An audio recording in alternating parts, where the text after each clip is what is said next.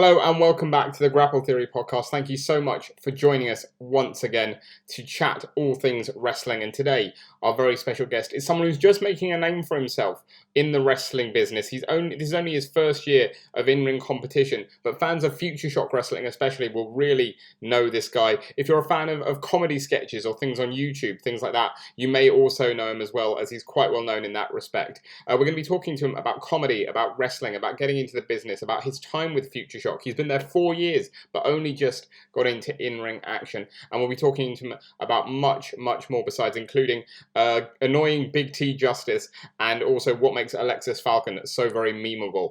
You may know who it is just based on those few hints, but if you don't, I'm delighted to welcome to the show this week. It's Tony Wright. Tony, thank you for joining us here on the Grapple Theory podcast. It's great to have you on.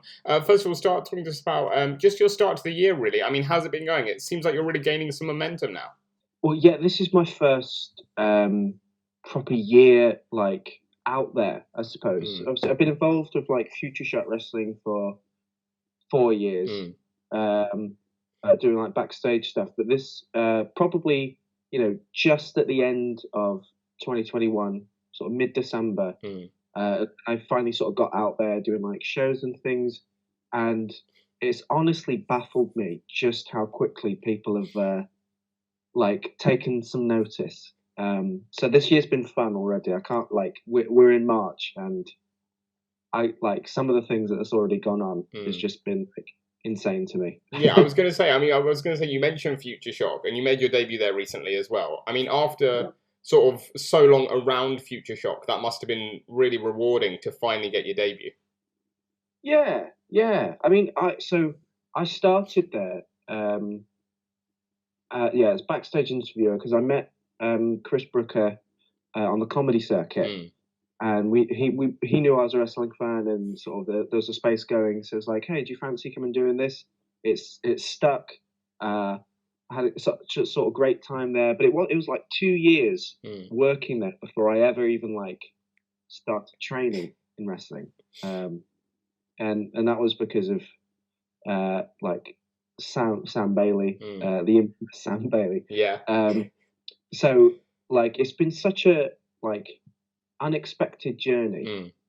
But everything's been awesome. But it was right. I never expected to wrestle. I just wanted to be a part of it. And then we started training. So I was like, all right, I'll do this for fun because it's nice to be around the people. But I don't expect to have a match. And then here we are, 4 years into my little journey there, and I'm facing the head trainer in front of a sold-out room. And everyone's like, we know this guy because we've seen him for 4 years. It's so cool.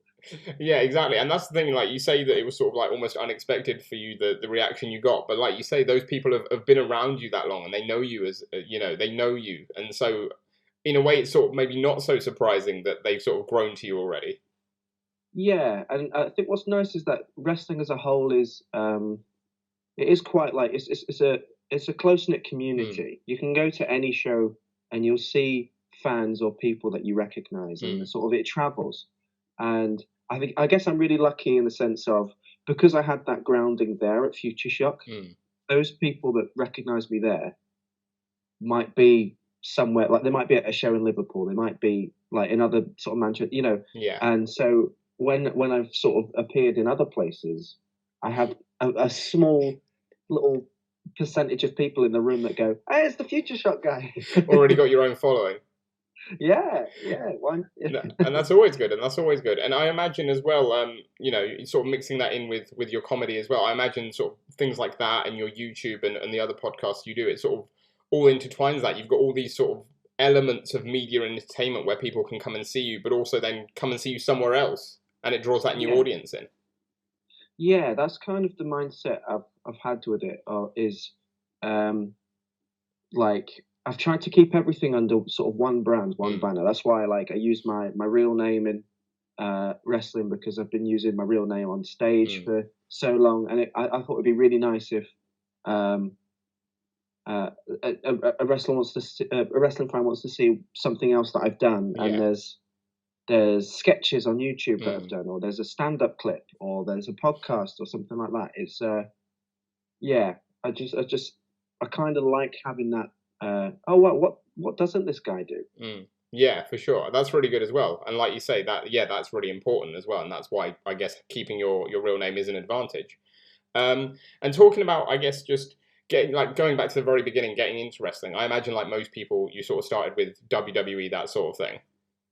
Yeah. But when did you sort of become aware of like the indie scene? Was it when you started with Future Shock, or was it before then? I had a very brief sort of like education to the indie scene before, as in sort of Brit Rest, like maybe a couple of years before I got into Future Shock. Okay. So I actually got invited to a Future Shock show in 2015, just from like a different comedian friend, and I had no idea about it at the time. And then what I really love is actually looking back. There's so many elements of that show.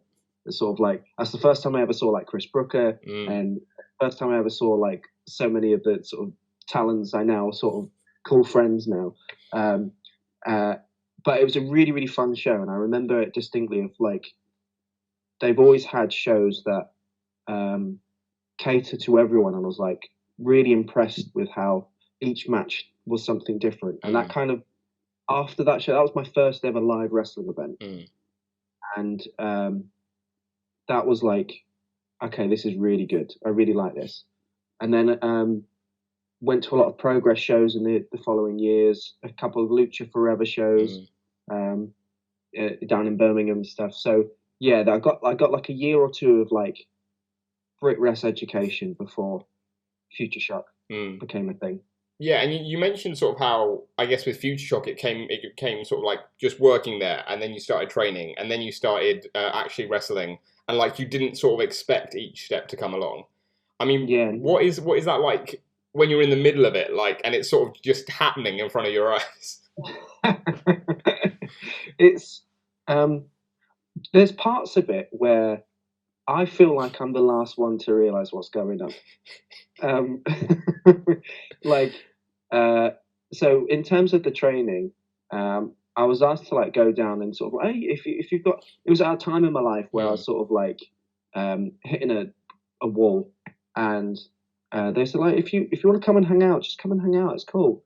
And then after a few weeks of sitting in the sessions, a pair of knee pads get thrown at me, and it's like, get in the ring. So it's just, it always seems like, you know, maybe this is something I could have been aware of, but I've just been so like happy where I was that when this next step comes along, it just sort of like it's really exciting, and it just takes me by surprise. But yeah, I guess it's just that like I never expected to stick to these things either, but it's just once I've started something, it's like, well, I wonder if. Yeah, you want to see it through to the end, sort of thing. Yeah. I wonder if, I wonder if I could be good at this wrestling thing. And it's funny, so that's like, before that, even, you know, when you started working with Future Shock, it was never sort of in your mind like, oh, I want to be a wrestler. See, like, I've been a wrestling fan, like, as long as I can remember. I started watching when I was real young, but it was always something I sort of associated with my entertainment, but not something I think I could feasibly do. It was like being an astronaut to me, I think. Sure. Yeah. I put wrestling on that level because it's sort of like that sort of, these are like superheroes. It's really cool. I don't think I could, it's not for me because I also was like, I wasn't a sporty kid. I'm not an athlete. You can see that if you watch my matches. But like, yeah, it just, I didn't associate with something I could actually do. So I think that's also why, every step of this journey, I've kind of been like, it's almost been an accident. I'm doing it. I'm like, oh, well, I can learn how to do some like headlocks and stuff, but I'm not going to be a wrestler. And now you are. And does that seem a bit weird? Yeah. It's like, and now I'm doing that thing. Now I'm doing where I am now. I'm like, well, I'm just doing it for fun. I'm not doing it to. I'm not going to be the next world champ or anything like that. But I'm also desperately wanting to wrestle as many matches. For sure. And then we'll talk about Sam Bailey as well. Because, you know, leading up to that debut, you had like a nice little Twitter sort of feud going with him as well, building up to it, and that was quite nice. But you also talk about him, you know, helping you on that path into the ring. I mean, if we take kayfabe out of it fully for the minute, like, you know, talk to me about Sam and how much he's helped you and how much he's supported you in terms of getting you to this level you're at now. Okay, well, the one kayfabe thing I will say is he's the worst person in the world. But outside of kayfabe, I think he's awesome. Perhaps one of the best coaches and trainers working. Obviously I've not been trained by everyone, but I've seen firsthand just how much he's helped me and how he is with other people. And I don't think there's anyone that can bring the best out of people like Sam does. And yeah, he's been instrumental in my entire sort of wrestling journey. And I'm really thankful for that, because like he literally gave me a new lease on life. Like, this is something you're going to do now. Have fun.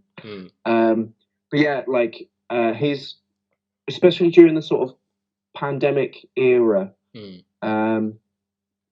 Like at that point, I was out of work, and during the non-lockdown times when we sort of opened back up a little bit, he just let me live at the FutureShock PC. I was there 3-4 days a week. Wow. Just if I wasn't in the ring, I was watching. If I had been there for a while, I was the spare body. I was the one that was like, I was like a crash test dummy. But I was just allowed to go in and get this really, really in-depth like education.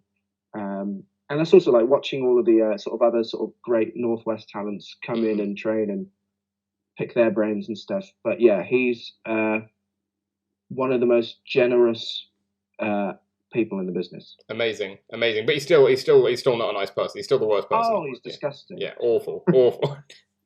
Amazing. And you spoke about sort of like in terms of getting into wrestling, like, you know, not thinking you'd be able to do it because of the physical side. But I guess once you actually start that, in terms of sort of like your comedy and your acting background, is that side almost a lot easier to deal with because you've already had that, you know, wrestling is a form of theatre in a way. And like you've already had that experience in, you know, making people laugh and playing these characters. And so I imagine that side of it probably came a little more easy to you. Yeah, that side of it, like, I guess feedback I've got so far in my sort of very sort of short, like, wrestling career is people always say, like, oh, you look so comfortable in front of a crowd. And I really am. Like, it took me so long during like my comedy career and stuff to really be able to just walk in front of a room and be like, I'm all right. Obviously I'm nervous. Everyone's nervous, but it's being able to like bottle the nerves and sort of like use them for like to fuel you, because it's obviously it's a good energy. But I really, really worked on how to control myself and how to just feel myself in front of a in front of a room full of people. So I feel like, you know, the other areas of performance that I've done before here really have helped in that regards. But I guess my biggest hurdle is still like, I'm still striving to be a better athlete. And like, obviously, yeah, training enough is sort of like, okay, I've where I am now is so much better than I was 2 years ago.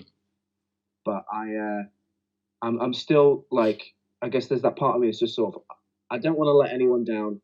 I don't want to be that like, I don't want it to be 15 minutes in and people are like, this is the slowest, sluggish match I've ever seen. I hate it.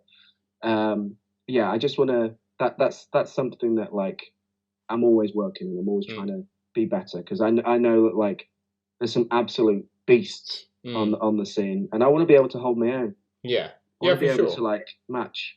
Yeah, absolutely. And so in that case, like, what are your hopes for this year in terms of, like you said, your sort of like first full year wrestling? Like, say if we were having this conversation this time next year in 2023, and I'd have been like, was it a successful 2022 for you?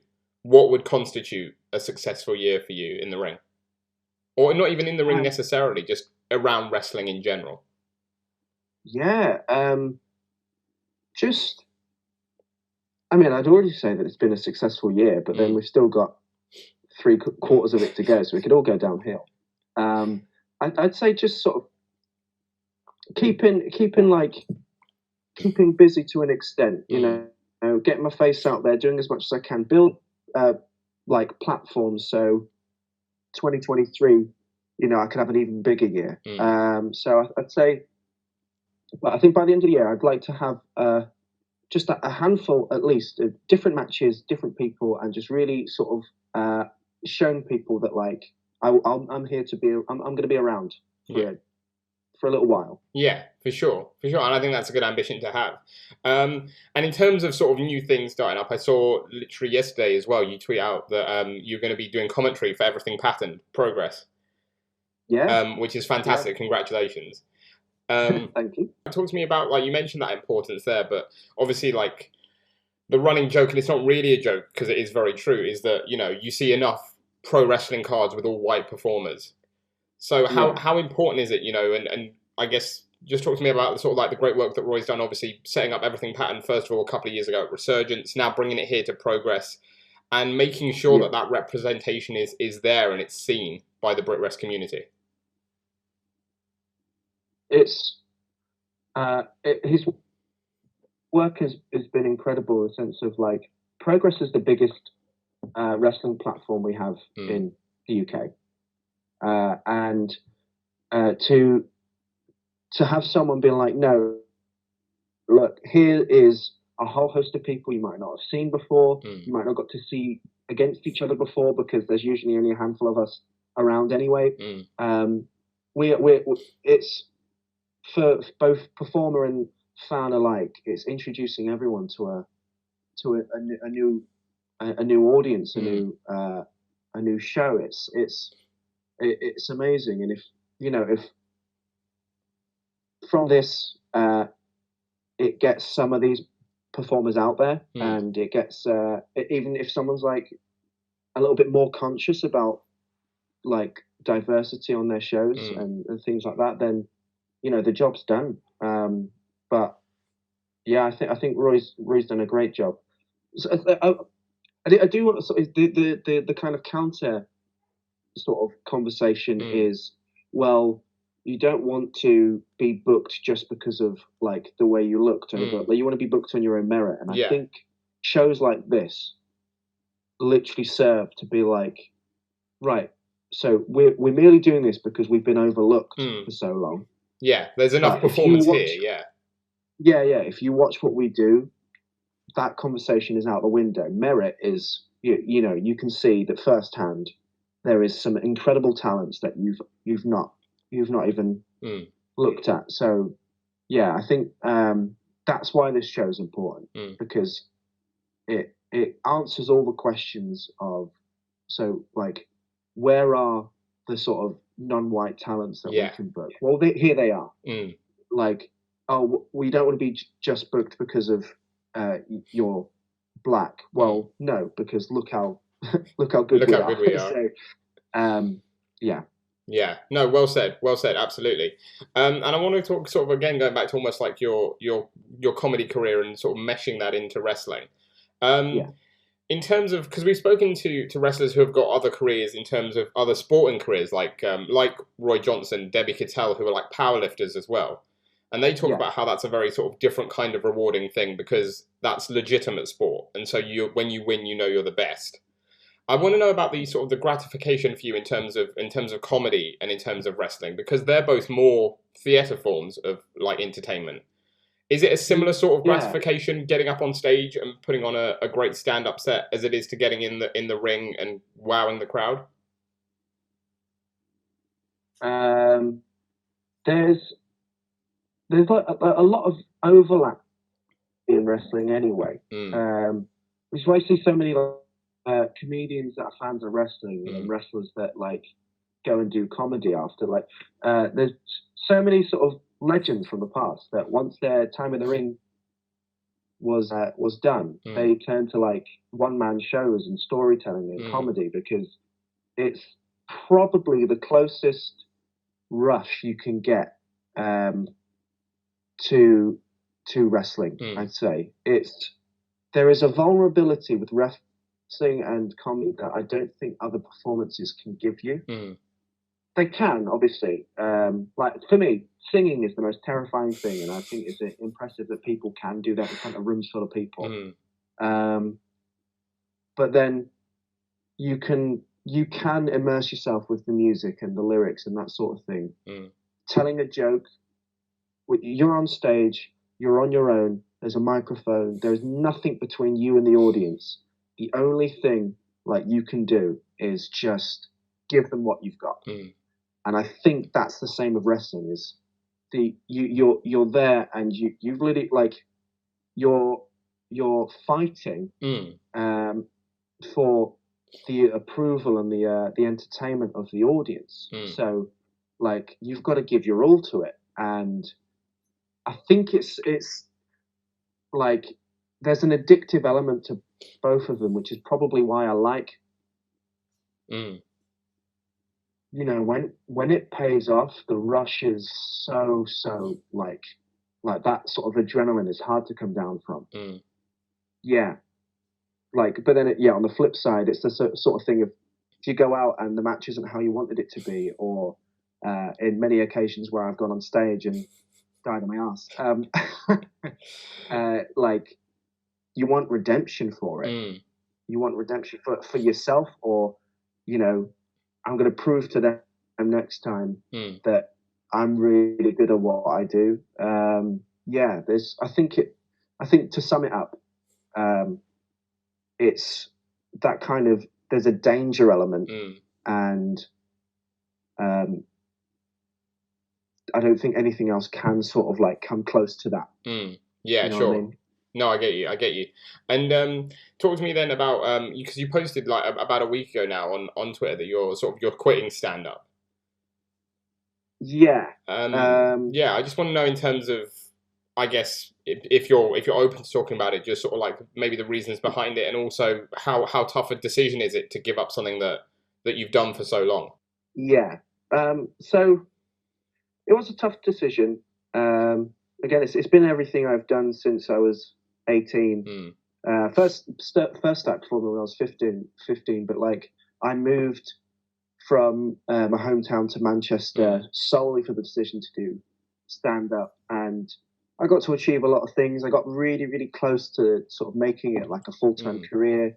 And the reasons being, there was kind of a relationship, a dynamic that I had that was really not healthy. Sure. There was an influence on my sort of career for quite a lot of, like, for about 4 years that it didn't end well, and basically I just I felt like I never healed from it. Sure. So pandemic happened, and I thought, oh yeah, I've had a little break, so I'll go again, and I started up last August and back into the gigging scene, traveling and doing shows, and I still love making people laugh. I still love writing jokes and then testing them, and all of that sort of thing.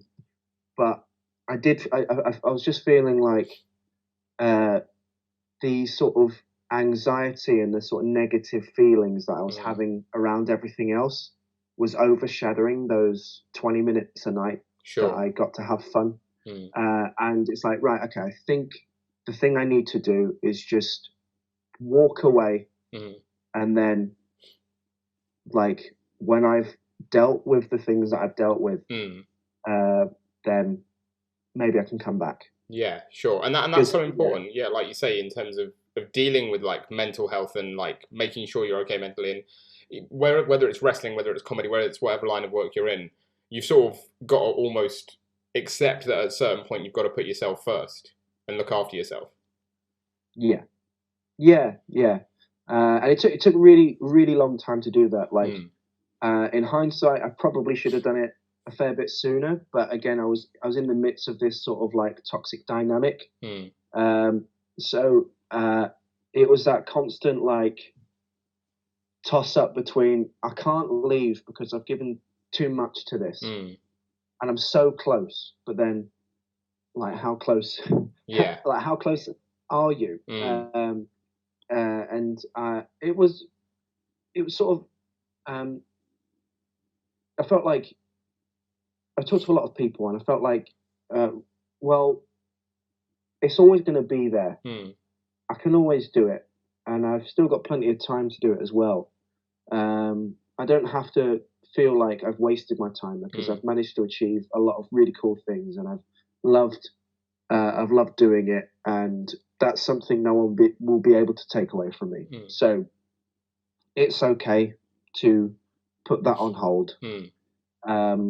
And yeah, the worst that can happen is I get the itch to do it again, and I just start doing it again. Yeah, absolutely. I miss it. The worst that's going to happen is I miss it. Yeah, which is not bad at all. But then that's exactly why I'm taking this break, is because I want to be able to feel excited for it again rather than dreading it. But like, as much as I wish I could have maybe made the I guess happens for a reason. Yeah, for sure. And but that must be nice as well in terms of having your sketches and your podcasting and wrestling as well, to sort of let that almost that comedy side out, because you can still do that in all of those things. Yeah, absolutely. I can still do that. And what I found was, especially towards the end of doing like sort of the comedy side of things, is also as I've grown as a human, and as I've got older, making people laugh is still one of my favorite things to do. But I don't necessarily feel like I need to travel to the ends of the country to try and make those people appreciate me. I appreciate me. My friends appreciate me. I can make them laugh, and I don't have to lose money for it. You can still get that validation from it, yeah. And when I've got wrestling and things that allows me to be a complete performer, and what I really love is that because wrestling encompasses so many different theatre style, it's like giving me the platform to be fully expressive. So it's like, okay, this ticks all the boxes. Actually, I can be funny in that if I want to. Like, I can do my comedy stuff, but then I can also, I can tell a story, and I can be dramatic, and I can do all that sort of thing. So it's like, okay, I've actually, if you break down what it was from comedy that I loved, I've got that in my life. So yeah, absolutely. Yeah. And that's what's important, isn't it? That's what's important. And I guess moving on from that, I got to say personally, it's a bit of a weird experience having you on the podcast here, because I didn't actually know much about your like sort of wrestling career in terms of until I saw you sort of go a bit viral on Twitter. And I mainly knew so I saw your profile, and the first thought in my mind was, is that the guy from the Stephen Tries videos? Yeah. So I mean, it must be nice to, I guess, in that sense, like obviously from my experience, but I'm sure other people have had it as well, to sort of already have that following coming in, people that know you from like these other things that you've done. Yeah. It's cool. It's like, so still sort of in and out and doing some videos here and there, but I remember like the large part of being involved with like Stephen and his sketches was probably it was around before I got involved in wrestling. So when people bring that up now, it's still really cool. It's really like, so I'm like, oh, I can't believe you've like seen that one video where I played a northern dad next to Santa Claus.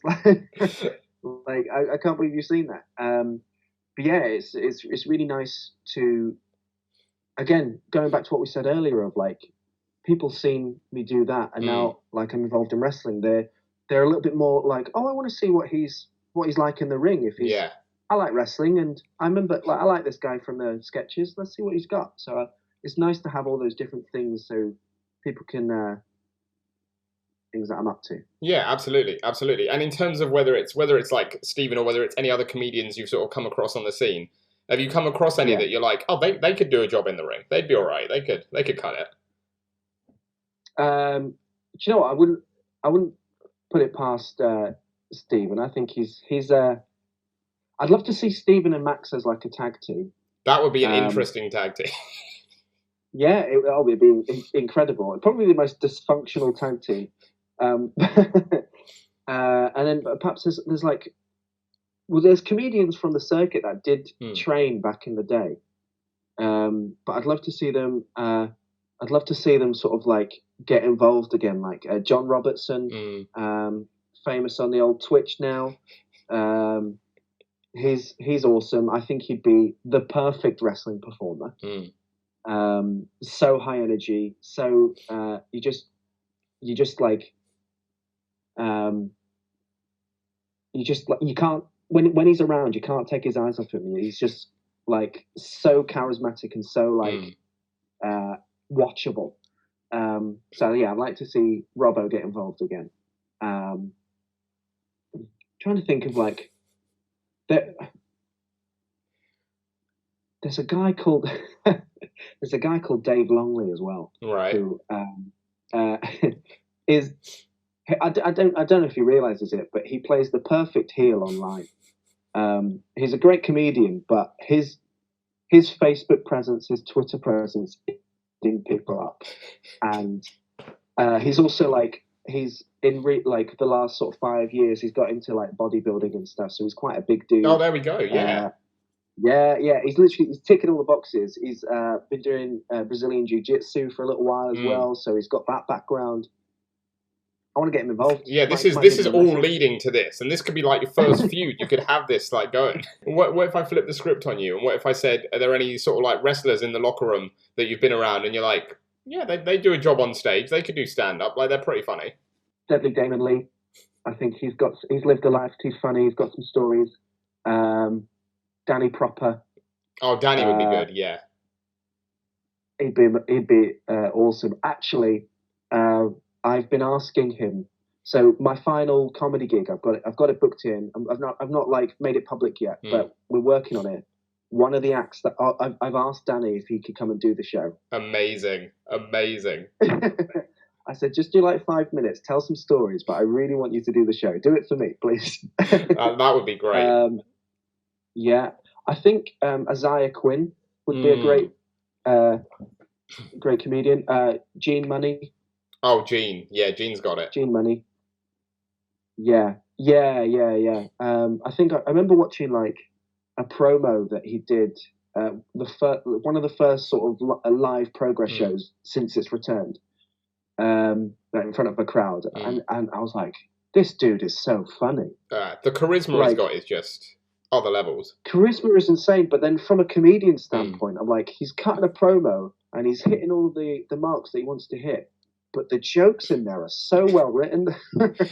Or even if he's not even written them, if they're just off the top of his head, I'm like, the jokes are so perfectly formed. I want to see you do a show. Yeah, for sure. And that's the thing, like, Gene, give him his props, fantastic wrestler, absolutely incredible wrestler. He can wrestle really good, like one of the greatest, like, strongest matches ever. But I'd say, in terms of like, I feel like probably most of the funniest matches I've ever seen involve Gene Money.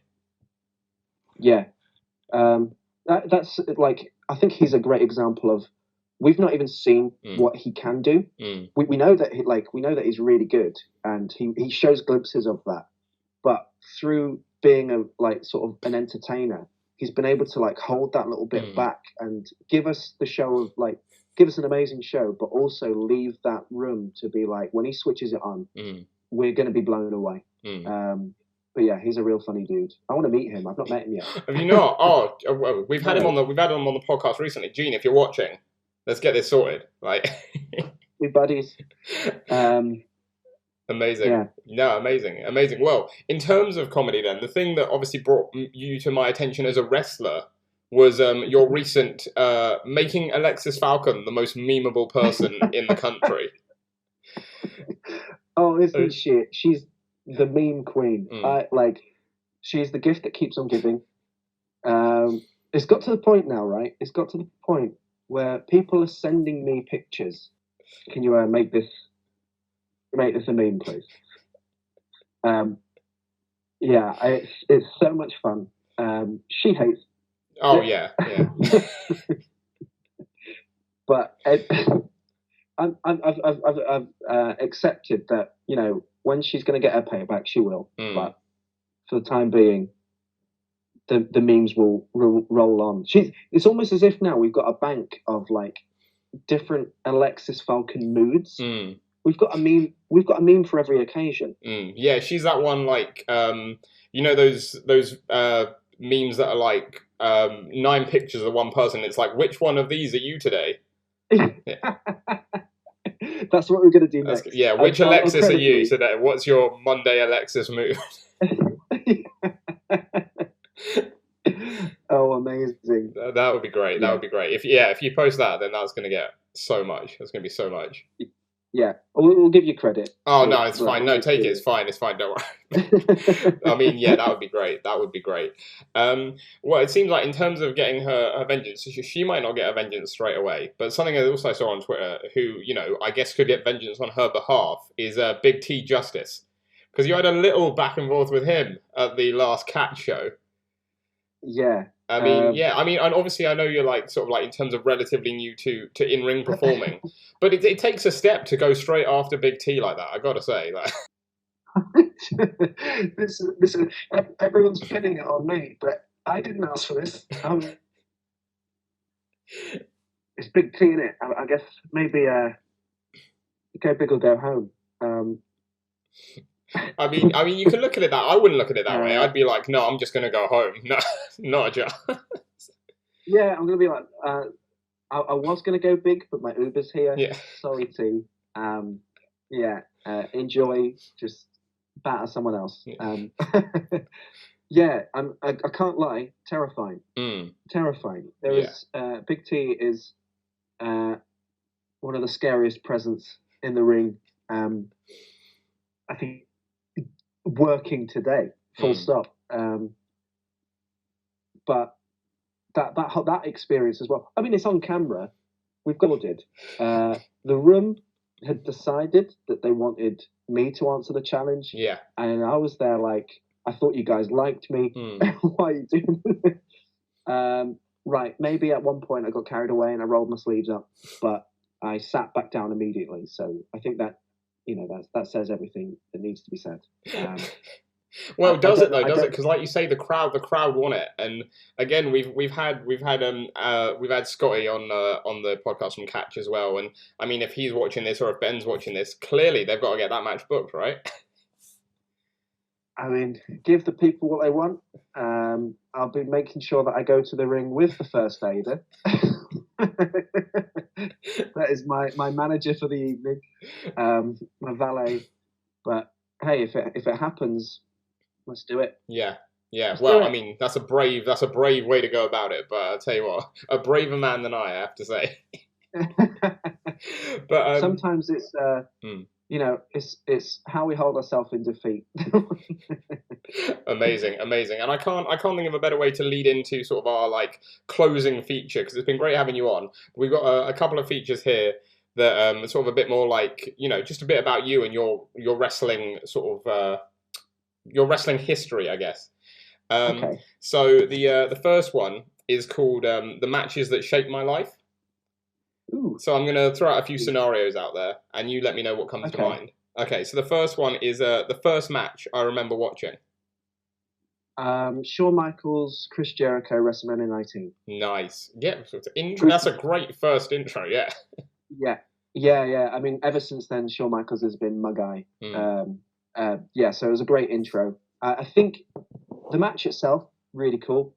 It's the post-match thing that hooked me on wrestling. Nice. Yeah. The hug and then the low blow from Jericho.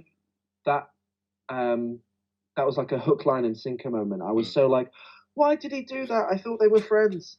Amazing. Yeah, I think that is like the perfect match in terms of both, like you say, the match and the story that follows it. It's such a good way to get into wrestling, for sure. And again, so the answer might be similar.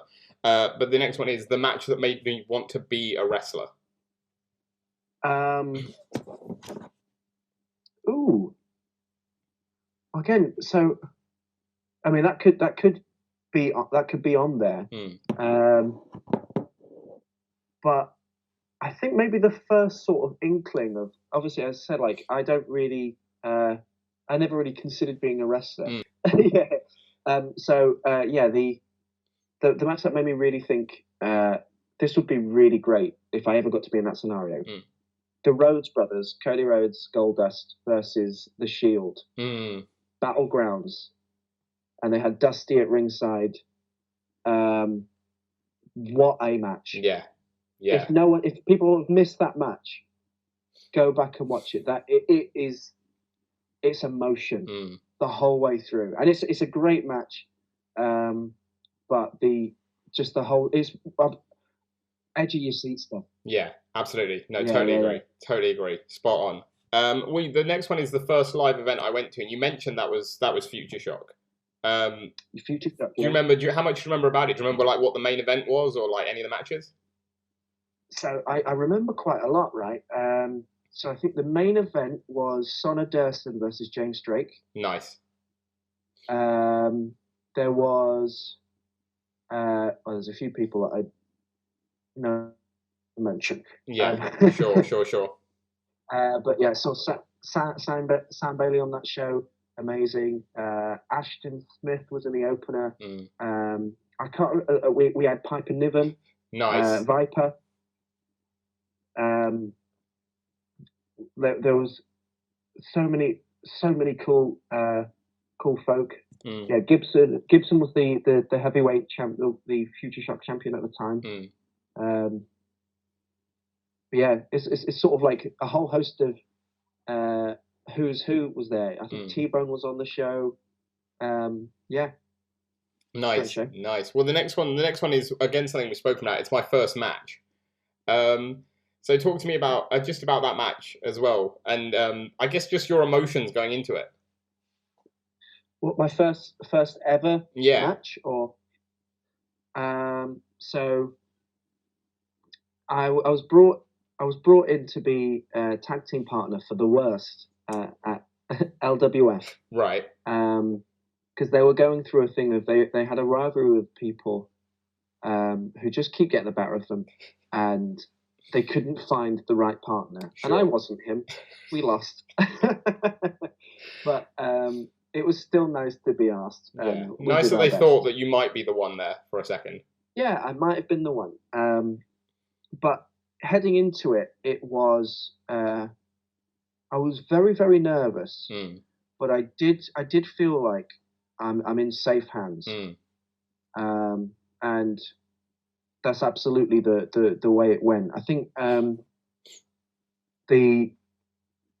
described it as the first sort of like 2 minutes of the match. Really, really in my head, I was like, "This is crazy. I don't think I should." It was like that imposter syndrome. Sure, yeah. And then I think I did something in the ring. I got the better of Lachlan Sharp, and I tagged out. And then I stood on the apron, and I thought, "Do you know what? This is just supposed to be cool." Like. And that mindset of like, what if like I never get booked again? I've had a professional match. This is it. I'm in it. Look at the crowd. Look at the reactions. This is supposed to be fun. Just enjoy it. And then the rest of the match was, I had a really great time with it. Yeah, sure. The next one is the obligatory, of course, my dream match. Dream match. I've already had one. Sam Bailey was my dream match. There we go. That this early in your career to have your dream match that's raising it. That's. I was prepared for that Twitter beef to go on for about 600 days. So that I think he's one of the most underrated wrestlers working in the country, and he really is one of the best. So that was really cool to have. A dream match. If we're going like, absolutely like the ultimate dream match, then it probably would be someone like an Adam Cole. Nice. Yeah. I feel like he speaks my vibes in terms of like wrestling. Like he can really get it done in the ring, but he's charismatic. He's a showman. Love it. Yeah. I'd love to be able to like be on that level. But in terms of sort of a few other like people, I'd love to work with Joey Hayes, with Danny Hope.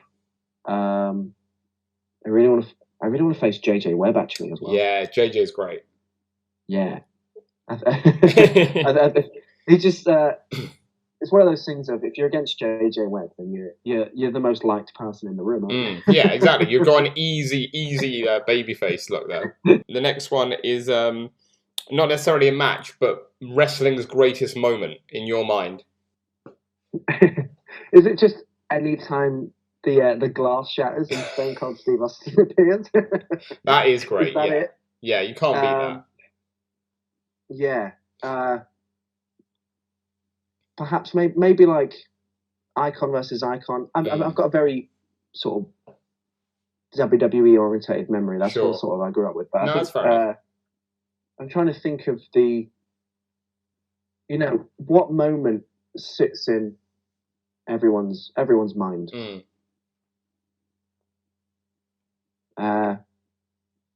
Maybe a Hogan Andre. Yeah. Maybe that's sort of like that's synonymous with being the marquee moment, you know.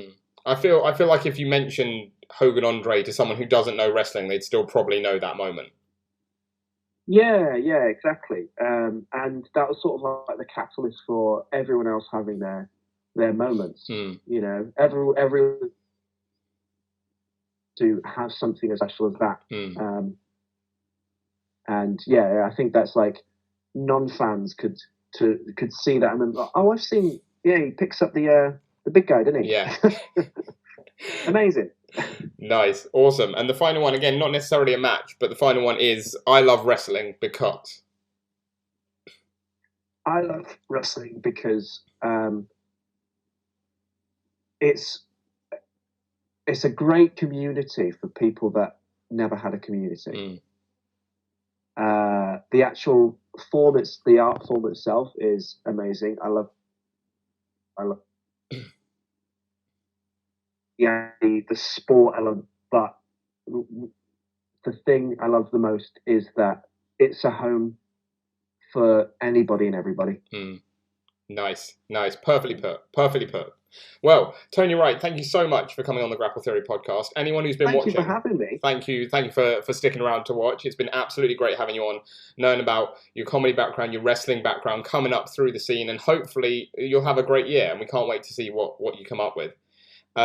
We always end by giving our guests a little bit of promo time. So whether it's, comedy, whether it's some of your sketches online or podcasts or wrestling, if someone comes across you and wants to check out more of your work, first of all, where can they find you and why should they check you out? So pretty much every social media, I'm on @Tony_Wright97. That's me. You should follow me because I'm always up to something, and I'm going to try and do the thing that you like watching. If you like podcasts, I'm going to do a podcast. If you like, if you like sketches, there's some sketches there. But something I would like to actually plug, if I may. Yeah, of course. We are currently. It's not out yet. But we're currently working on a podcast called the Cult Comedy Podcast. It's a true crime story of infamous cults. Nice. Oh, there's plenty going on there. It's so left field. Yeah, it's not anything I thought I'd be doing. I don't know anything about cults, but the whole gist of it is that my friend, also named Tony, Tony Basnett, he teaches me the entire story of a cult. I'm reacting to it for the first time. Right. It's really interesting. It's funny. Yeah, it's going to be great. So follow me so you know when that's coming out. But amazing. I imagine there are going to be some in there that you are just going to your mind's going to be blown by. We recently recorded a double parter on Om Shinrikyo, All Japanese and Japanese sort of cult, and it's crazy from the very beginning. But this was the first one where, like, by the end, I was just speechless. Like, what the fuck?